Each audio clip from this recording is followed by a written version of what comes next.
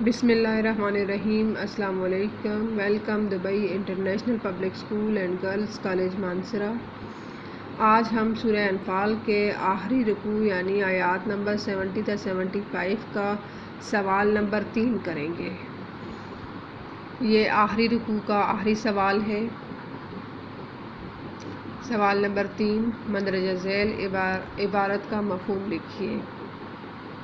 الف والذین آمنوا وہاجروا وجاہدوا فی سبیل اللہ والذین اووا ونصروا اولئک ھم المؤمنون حقا۔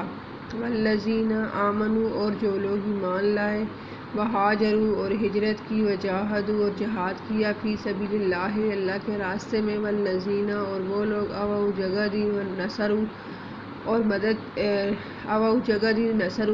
کی، اولئک یہی لوگ، ھم المؤمنون حقا یہی لوگ سچے مومن ہیں۔ جواب: اور جو لوگ ایمان لائے اور وطن سے ہجرت کر گئے اور خدا کی راہ میں لڑائیاں کرتے رہے، اور جنہوں نے ہجرت کرنے والوں کو جگہ دی اور ان کی مدد کی، یہی لوگ سچے مومن ہیں، سچے ہیں۔ مفہوم: اس آیت کریمہ کا مفہوم یہ ہے کہ اس میں ابتدائے اسلام کے دو اہم جلیل القدر عناصر کا تعریف ہے اور تحسین کا خوبصورت انداز ہے کہ یہی لوگ صحیح مسلمان ہیں۔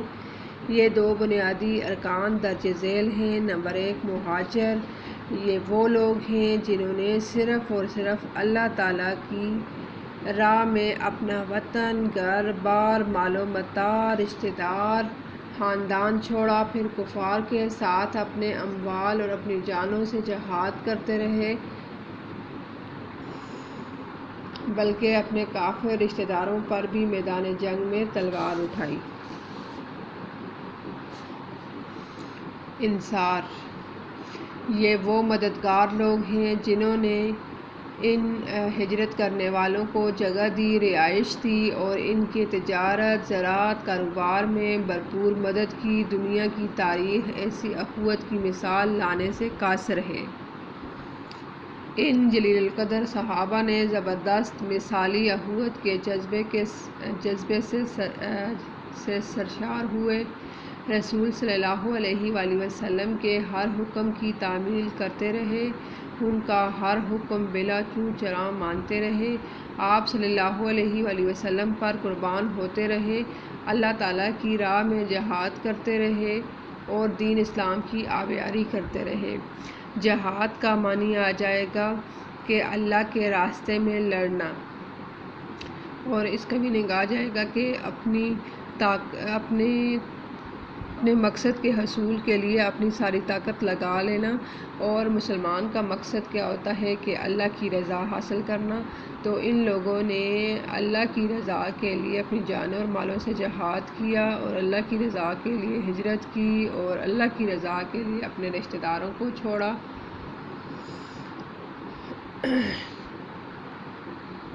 اللہ نے ان کو بڑی شان دی، مرتبہ دیا، اور یہ بھی اللہ سے بہت خوش اور مطمئن تھے۔ ان کے ایمان میں کسی قسم کا شک و شبہ نہیں ہے۔ اللہ تعالیٰ نے ان کو بڑی شانیں عطا کی، انہیں آخرت میں مغفرت اور جنت میں بڑی عزت کی روزی کی بشارت دی ہے۔ تو بچوں، یہ آج آپ کا لاسٹ کوسچن تھا، سورہ انفال کے آخری رکوع کا آخری کوسچن۔ یہ آپ کی سورہ انفال جو ہے وہ مکمل ہو گئی ہے۔ نیکسٹ کلاس میں ہم موضوعاتی مطالعہ کا جو ٹاپک ہے قرآن مجید کی اہمیت اور فرضیت والا، وہ والا ہم بک سے کریں گے۔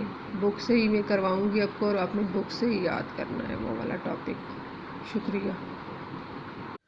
بسم اللہ الرحمن الرحیم۔ السلام علیکم۔ Welcome Dubai international public school and girls college Mansehra. میں آپ کی اسلامیات کی ٹیچر مس رفعت ہوں۔ سورہ انفال کے آخری رکوع یعنی آیات نمبر 70 تا 75 کے آج ہم سوال نمبر 2 کریں گے۔ سوال نمبر 2 ہے، ان آیات میں اللہ تعالیٰ نے ہجرت اور نصرت کے بارے میں کیا باتیں ارشاد فرمائی؟ جواب ان آیات میں ملت اسلامیہ کے مختلف گروہوں کا ان کی اپنی الگ نوعیت کے لحاظ سے ذکر کیا گیا ہے اور ساتھ ہی ان کے باہمی دینی اور سیاسی تعلقات اور حقوق و فرائض کی نوعیت بیان کی گئی ہے۔ اس لحاظ سے ان آیات کو اسلام کی خارجہ پالیسی کا ستون قرار دیا ہے اور اس وقت اسلامی معاشرہ مختلف عناصر پر مشتمل تھا۔ یہاں پہ بچوں بات ہو رہی ہے مہاجرین کی اور انصار کی۔ مہاجر وہ مسلمان جو مکہ سے مدینہ ہجرت کر کے آئے اور اپنے اموال اور اپنی جانوں کے ساتھ اللہ کے راستے میں جہاد کیا، اور دوسری قسم آ جاتی ہے انصار، مدینہ منورہ کے وہ مسلمان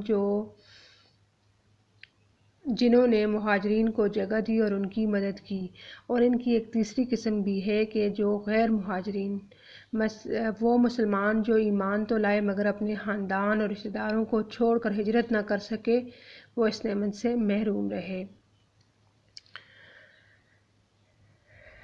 کیسے نبی پاک صلی اللہ علیہ وآلہ وسلم نے مہاجرین اور انصار کے درمیان اخوت کا رشتہ قائم کیا، اور کیسے انصار نے اپنے مہاجرین بھائیوں کی مدد کی اور مہاجرین نے کیسے اپنے جان مال اللہ کے راستے میں وقف کیے اور اپنے جان اور مال کے ساتھ اللہ کے راستے میں جہاد کیا۔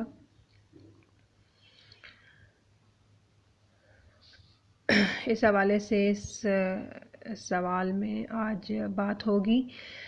قرآن پاک میں اللہ تعالیٰ فرماتے ہیں، یقیناً جو لوگ ایمان لائے، ہجرت کی اور جہاد کیا اپنے مالوں سے اور اپنی جانوں سے راہ خدا میں، اور وہ جنہوں نے پناہ دی مہاجرین کو اور مدد کی، یہی لوگ ایک دوسرے کے دوست ہیں۔ یہ سب باہم دوست ہیں، ان کی دوستی کی بنیاد دین تھا، یعنی ان کی آپس میں کوئی رشتہ داری نہیں تھی، ان کی جو دوستی کی بنیاد تھی وہ دین تھا۔ دین کی وجہ سے نبی پاک صلی اللہ علیہ وسلم نے ان کو بھائی بھائی بنایا اور انہوں نے دین کی بنیاد پر اپنے مہاجرین بھائیوں کی مدد کی، یہاں تک کہ وہ اپنی جائیداد اور اپنے اموال میں سے بھی ان کو حصہ دینے کے لیے تیار ہو گئے۔ خاندان اور رشتہ داری نہیں تھی۔ کافروں سے قلبی دوستی جائز نہیں ہے اور نہ ان کی مدد کرنی جائز ہے، ہوا کفار آپ کے سگے رشتہ دار ہی کیوں نہ ہوں۔ اگر وہ مسلمان نہیں ہیں تو ان کے ساتھ نہ دوستی جائز ہے اور نہ ان کی مدد کرنا جائز ہے، ہوا وہ باپ دادا یا بیٹے پوتے یا چچا اور ماموں ہوں یا ان کے کنبہ اور قبیلہ سے ہوں، لیکن ان کی کسی طرح مدد کرنا جائز نہیں ہے اگر وہ کافر ہیں تو۔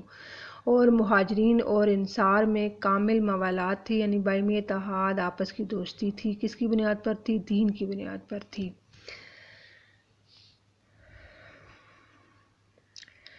اس آیت کا نزول میراث کے متعلق ہوا ہے۔ مہاجرین آپس میں وارث ہوتے تھے، غیر مہاجر مسلمان کا وارث نہیں ہے، خواہ وہ اس کا قرابت دار ہی کیوں نہ ہو۔ یہاں پہ بات یہ ہو رہی ہے کہ اگر وہ آپس میں سگے رشتہ دار ہیں لیکن وہ مسلمان بھی ہیں لیکن انہوں نے ہجرت نہیں کی، تو وہ ان کے مال کے وراثت کے حقدار نہیں ہوں گے۔ وراثت کی بنیاد جو ہے وہ ہے ہجرت، جنہوں نے ہجرت کی وہ اس مال میں سے وہ حصہ دار ہوں گے، لیکن اگر وہ مسلمان بھی ہیں اور رشتہ دار بھی ہیں لیکن انہوں نے ہجرت نہیں کی تو وہ ان کے وراثت کے حقدار نہیں ٹھہرائیں گے۔ وراثت سے مراد وہ مال جو مردہ اپنے اہل و عیال کے لیے جو مال چھوڑ کے جاتا ہے اس کو کہتے ہیں وراثت۔ تو جب پہلے تو یہ تھا کہ جن لوگوں نے ہجرت کی وہ ایک دوسرے کے حصہ دار ٹھہرائے گئے وراثت میں، لیکن جب مکہ فتح ہوا، 8 ہجری میں مکہ فتح ہوا اور عرب و عجم میں اسلام پھیل گیا اور لوگ جوگ در جوگ اسلام میں داخل ہونے لگے اور ہجرت کا حکم ختم ہو گیا۔ ہجرت تو اس وجہ سے ہوئی تھی کہ جب کفار مکہ نے مسلمانوں پر ظلم کی انتہا کر دی، طرح طرح کے مظالم ڈھائے اور نبی پاک صلی اللہ علیہ وسلم نے مسلمانوں کو ہجرت کرنے کا حکم دیا، لیکن جب مکہ فتح ہوا، اسلام کا بول بالا ہوا، ہجرت کا حکم ختم ہو گیا، تو پھر مہاجرین اور غیر مہاجرین باہم وارث ہونے لگ گئے اور قرابت وراثت کی بنیاد قرار پائی۔ پہلے تو یہ تھا کہ جنہوں نے ہجرت کی وہ ایک دوسرے کے وارث ہیں، جنہوں نے ہجرت نہیں کی وہ اس کے وراثت کے حقدار نہیں ہیں، لیکن اب جو آپس میں رشتہ دار ہوں گے، چاہے وہ انہوں نے ہجرت کی ہے نہیں کی ہے، وہ دنیا کے کسی بھی کونے میں رہتے ہیں، وہ ایک دوسرے کے وراثت کے حقدار ٹھہرائے جائیں گے، اور یہ وراثت کی بنیاد جو ہے وہ کس کی بنیاد پر ہے؟ رشتہ داری کی بنیاد پر ہے۔ تیسرا پوائنٹ ہے، تیسری قسم ایسے مومن کی ہے جو ایمان تو لے آئے مگر اپنے خاندانوں اور رشتہ داروں کو چھوڑ کر ہجرت نہ کر سکے، تو ان کے ساتھ مذہبی اخوت تو تھی لیکن ولایت کا تعلق نہیں تھا۔ مذہبی اخوت یعنی مذہب کا تعلق تو تھا، وہ مسلمان تو تھے، لیکن ولایت کا تعلق نہیں تھا۔ ولایت کہتے ہیں سرپرستی کو، ولی بننا کسی کا۔ ولایت سے مراد ہے حمایت، نصرت، امداد، دوستی، قرابت داری اور سرپرستی۔ یعنی آپ ان کی سرپرستی نہیں کر سکتے، ان کی مدد نہیں کر سکتے، ان کی حمایت نہیں کر سکتے، ٹھیک ہے، ان کے وراثت کے حقدار نہیں ہیں۔ وہ وراثت کی بنیاد اس وقت کیا تھی؟ ہجرت تھی۔ تو یہ ہمارے مذہبی بھائی تو ہیں، مسلمان تو ہیں، لیکن ان کے ساتھ ہمارا سرپرستی والا رشتہ، ولایت کا رشتہ نہیں تھا۔ اس طرح قرآن کریم نے ایک اصول وضع کر دیا کہ وہ مسلمان جو کسی دوسرے ملک میں رہائش پذیر ہیں وہ سیاسی ولایت کے رشتہ سے خارج ہیں مگر دینی اخوت کے رشتہ سے خارج نہیں ہیں۔ یعنی سیاسی ولایت یعنی سیاسی سرپرستی کے رشتہ سے خارج ہیں، ٹھیک ہے، سیاسی طور پہ ہم ان کی سرپرستی نہیں کر سکتے، لیکن وہ ہمارے دینی بھائی ہیں، دین کا رشتہ ان کے ساتھ ہے۔ اگر کہیں ان پر ظلم ہو رہا ہے وہ مسلمانوں سے مدد مانگیں گے تو مسلمانوں کا فرض ہے وہ اپنے مسلمان بھائیوں کی، مظلوم بھائیوں کی مدد کریں گے، جیسے کہ آج کل کشمیر، فلسطین، چچنی وغیرہ میں مسلمانوں کی مدد کرنا تمام اسلامی ممالک کا فرض ہے۔ مگر یہاں پہ بچوں ایک شرط ہے، اور وہ شرط یہ ہے کہ جو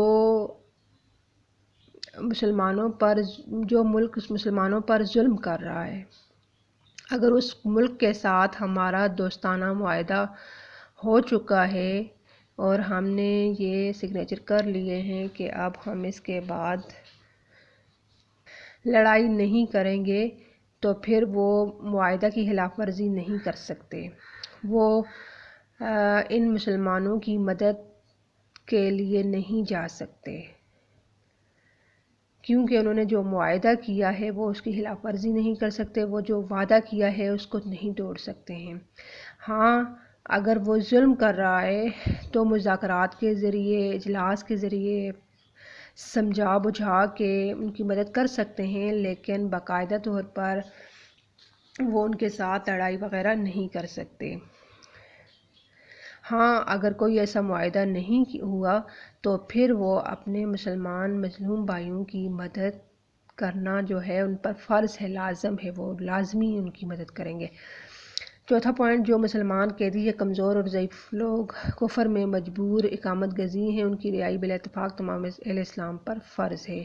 یعنی جو کمزور لوگ ہیں، قیدی ہیں یا ضعیف لوگ ہیں جو کافروں کے